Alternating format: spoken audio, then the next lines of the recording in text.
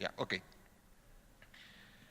Vamos a escuchar al asambleísta Ramiro Aguilar. Que tenía derecho a exponer su opinión, pero ya que me ha concedido el uso de la palabra, procedo, señora presidenta. A ver, yo tengo algunas consideraciones y algunas cosas que decir respecto al autoveto del presidente de la República y al informe de la comisión.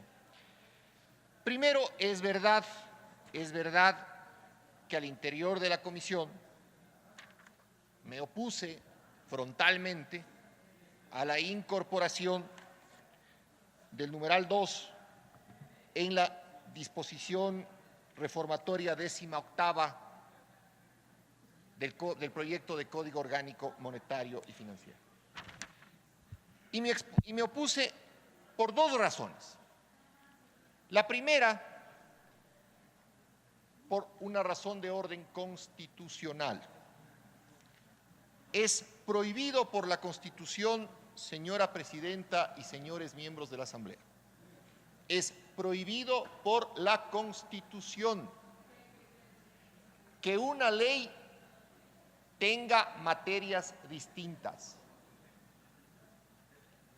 Es prohibido por la Constitución las famosas leyes trolebús, donde ustedes hacían una ley y en esa ley, en las disposiciones transitorias, colgaban lo que se les pudiera ocurrir colgar.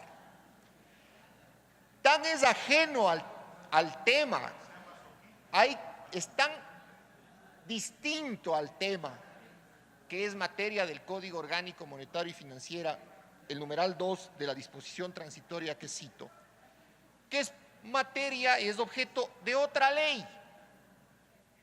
Sí, se está tramitando en la ley, en la Comisión de Derechos de los Trabajadores, una inconstitucional, por cierto, un inconstitucional proyecto de ley para tratar de que el Estado controle, maneje y se apropie de los fondos previsionales complementarios privados. Tan es objeto de otra ley que la Asamblea debate hace una semana o hace 2 semanas toda una ley relacionada con este tema. Tema que, por cierto, señores miembros de la Asamblea, no estaba ni en el proyecto original enviado por el Ejecutivo, ni en el proyecto aprobado en primer debate, ni tampoco estaba en el proyecto votado por la Asamblea Nacional. No estaba en el proyecto votado por la Asamblea Nacional.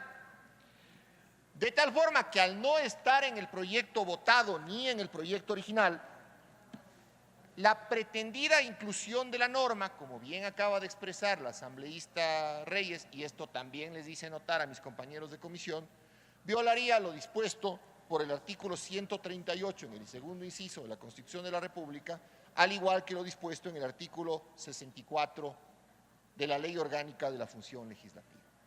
¿Qué dice el artículo 64 de la Ley Orgánica de la Función Legislativa en su inciso segundo? Si la objeción fuera parcial, que es el caso, la presidenta o presidente de la República presentará conjuntamente con su objeción un texto alternativo que no podrá incluir materias no contempladas en el proyecto. Igual restricción, señores, igual restricción observará la Asamblea Nacional en la aprobación de las modificaciones sugeridas. Si ustedes revisan el texto votado por la Asamblea Nacional, votado, no está la disposición constante en el numeral 2, que dice lo siguiente: sustituyas el último inciso del artículo 306 por el siguiente: la superintendencia de bancos, según el artículo 213 de la Constitución, controlará que las actividades económicas y los servicios que brinden las instituciones públicas y privadas de seguridad social, incluyendo los fondos complementarios previsionales públicos y privados, atiendan al interés general y se sujeten a las normas legales vigentes. Y parte del debate que se hizo en la comisión es, oigan, no solamente es inconstitucional por el tema de que tiene 2 materias distintas, tan materia distinta es que hay otro proyecto de ley tramitándose en la Asamblea. no solamente es inconstitucional e ilegal porque es un texto insertado ajeno al proyecto original y ajeno al texto votado por la Asamblea Nacional, sino que además tiene una cuestión conceptual que es ineludible en el debate. ¿Qué significa atender al interés general? ¿Qué significa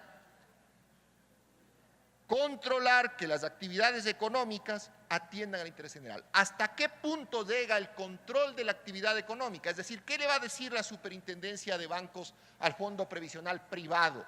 ¿Cómo invertir los fondos? ¿O verificar si esas inversiones atienden o no al interés nacional?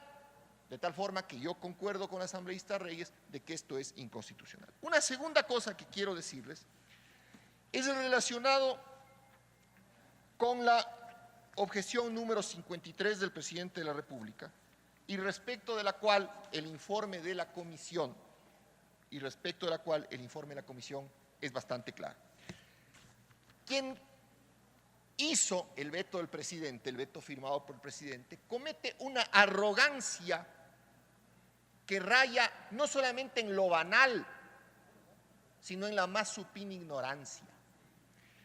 Dice el primer párrafo de la objeción 53, es bien recibida por la jurisprudencia nacional y extranjera la tesis de que el principio de irretroactividad de la ley no es un dogma. ¿Qué significa esto? Que la ley puede aplicarse hacia atrás. ¿Qué dice nuestra legislación respecto al tema, señora presidenta y señores miembros de la Asamblea? No ahora, desde hace cientos de años, el artículo 7 del Código Civil, la ley no dispone sino para lo venidero, no tiene efecto retroactivo y en conflicto de una ley posterior con una anterior se observarán las reglas siguientes.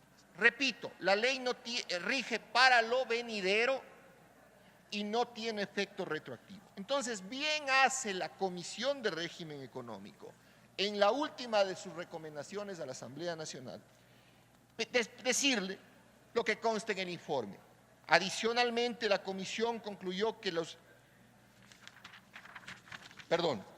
respecto del segundo inciso sobre la aplicación de las reformas a la Ley General de Seguros en los procesos de liquidación a la fecha de promulgación de estas reformas, la Comisión considera que su inclusión afectaría el principio de irretroactividad de la ley, que es un fundamento de la seguridad jurídica, razón por la cual recomienda al Pleno no allanarse al veto del presidente. ¿Y qué dice el veto del presidente? El veto del presidente en esta parte en específica, en el último inciso, que tampoco constaba ni en el proyecto original, ni en el proyecto aprobado en primer debate, ni en el proyecto aprobado en segundo debate, ni en el... no constaba. Dice, las reformas a la Ley General de Seguros introducidas por este código respecto de la liquidación forzosa de compañías reguladas por aquella ley serán aplicables a las liquidaciones en proceso a la fecha de promulgación de las reformas. Es decir, ¿qué está diciendo el código? Oigan, este código que estamos aprobando se va a aplicar retroactivamente. Estamos sentando, señores miembros de la Asamblea, un principio absolutamente peligroso, que es el de la aplicación retroactiva de la ley. Con ese concepto, mañana, por ejemplo, si el Estado decide retirar un impuesto, yo puedo ir al Estado y decirle, oiga, como derogaron la ley, ya no hay el impuesto, devuélvame toda la plata que yo he pagado por concepto de ese impuesto a lo largo de los años. Tiene un minuto, asambleísta. Yo sé, señora presidenta, gracias. Quiero concluir diciéndoles que mi posición respecto al veto y mi posición respecto al proyecto es la misma, no ha cambiado. Creo que el veto no mejora nada en lo jurídico, al contrario, creo que pone en compromiso y compromete seriamente la seguridad jurídica del país. Pero por sobre todas las cosas del proyecto, el veto evidencia una circunstancia que es rescatable, ¿sí?